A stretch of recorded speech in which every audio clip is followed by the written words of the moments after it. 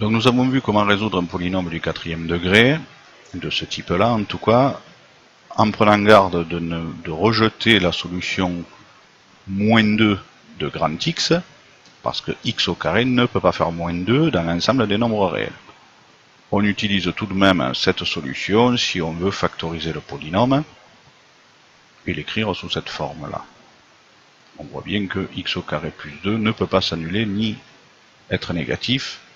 C'est bien pour ça qu'on rejette la solution, c'est-à-dire que les nombres réels qui peuvent annuler ce polynôme ne correspondent qu'à la solution positive de grand X. On va voir maintenant un autre exercice similaire, avec des valeurs différentes. On procède exactement de la même manière. Le delta ici va faire 25. C'est merveilleux, ça tombe super bien. On va donc trouver les deux racines. Ici, grand X A ou B sont positifs. Donc je peux résoudre l'équation petit x au carré égale grand X. Alors si je veux les écrire par ordre croissant, il faut que je bidouille un petit peu. Donc ne vous affolez pas, c'est normal. Petit x1 va être donc, attention, la racine carrée de 3. Parce que x au carré fait grand X. Ce qui veut dire que petit x fait la racine de grand X ou l'opposé de la racine de grand X. Donc par ordre croissant, voici les 4 racines du polynôme sous petit x. On va avoir moins racine de 3, moins racine de 1 demi, racine de 1 demi, et racine de 3, dans l'ordre croissant.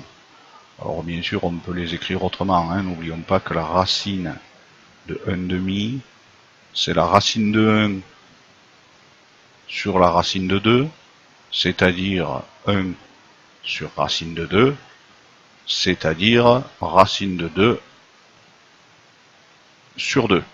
Puisque si je multiplie en haut et en bas 1 sur racine de 2 par racine de 2, hein, en haut et en bas, j'obtiens racine de 2 sur 2. On préfère en général mettre une racine en haut dans une fraction qu'en bas. Du coup maintenant je peux écrire, alors je pouvais écrire tout à l'heure mon polynôme en fonction de grand X. Hein.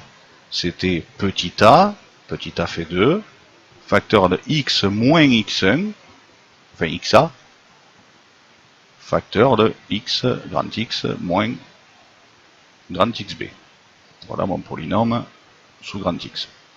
Je peux maintenant écrire mon polynôme sous petit x.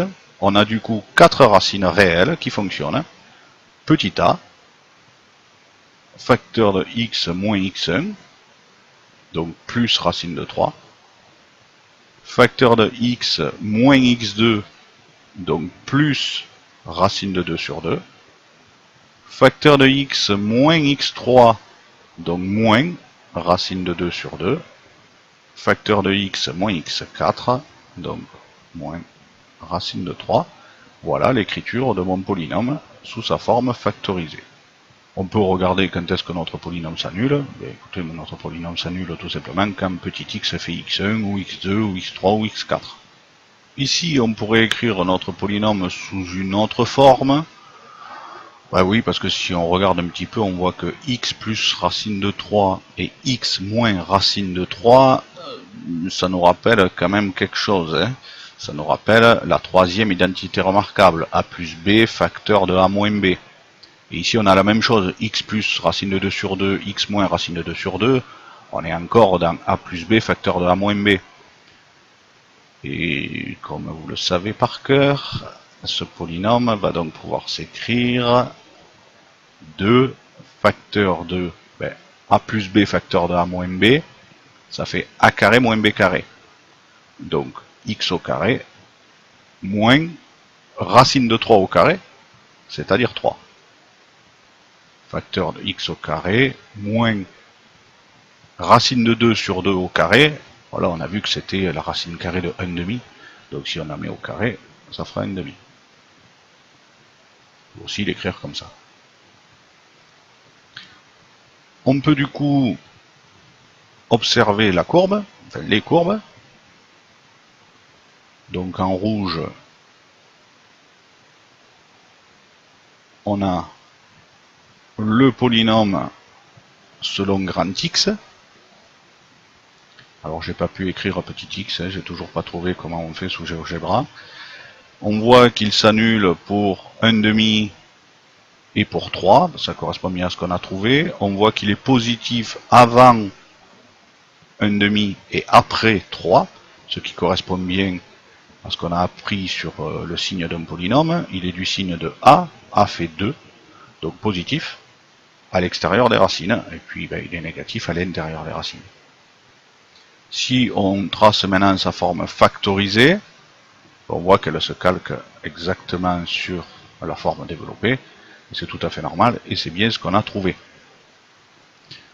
Prenons maintenant le polynôme 2 degré 4 avec petit x. Ah, là on voit que ça ressemble plus vraiment à une parabole. Enfin, ça y ressemble un petit peu quand même. Mais on a nos 4 solutions. Donc on a moins racine de 3, moins racine de 2 sur 2, racine de 2 sur 2 et racine de 3. Qui correspondent bien à ce qu'on a trouvé aussi. Pour ce qui est de sa forme factorisée, on voit que si on la surligne, elle se calque exactement sur l'autre. Et la forme factorisée, on voit qu'elle correspond à cette deuxième formule du polynôme que j'ai écrite, c'est-à-dire avec la troisième identité remarquable, où on met x au carré plutôt que de répéter x moins racine de 3, x plus racine de 3, etc. C'est plus court de l'écrire comme ça. Merci, à bientôt.